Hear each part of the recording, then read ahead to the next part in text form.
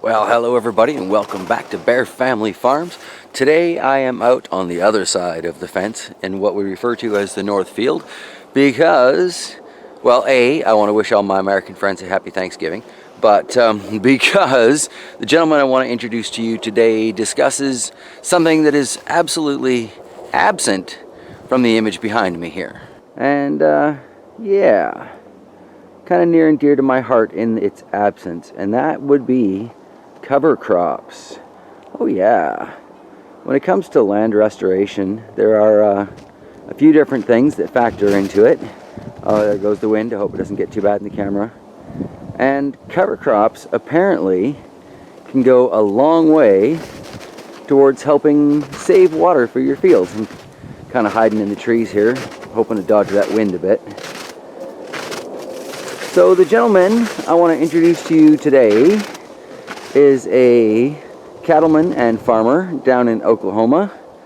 Probably going to get the order of these letters wrong, but I believe it's the NRCS that he is active with, and he's going to share with you some experiences and some tests and some studies that he's done in his fields, and some experiences that he's had with other folks trying similar things with cover crops, and basically holding the rain. Because, you know, down in Oklahoma, especially down in Oklahoma, you need to hang on to every drop of moisture that you can get. And it's actually, well, it's the same up here. You know, we get all this snow, but yeah, farmers were complaining about a drought this year.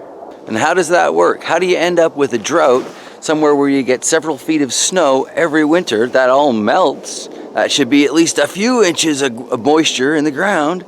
But nobody out here seems to grow cover crops. Oh, I don't know what the reason is for it. I suspect it has something to do with, oh, there's not enough time for them to grow, and or, you know, it would cost too much money or some junk like that. But yeah, not a lot of cover crops out here, and I have yet to see one on this back field on the other side of our fence. So I don't know, maybe if I gripe about it enough, somebody in the area will see this video and go, hey, oh, maybe we should put cover crops in that field north of town. Who knows? But anyway, go check out Jimmy Emmons. I'm going to put his video link here, as I generally kind of do. And yeah, I'm going to head inside because I've got bare hands and it's really wicked cold out here. But cover crops, catching some of the moisture that falls on your fields, land restoration, it's all good stuff. And yeah, I hope you have a fantastic week ahead. I'll see you for the chat on Wednesday, and yeah, happy Thanksgiving everybody. Take care.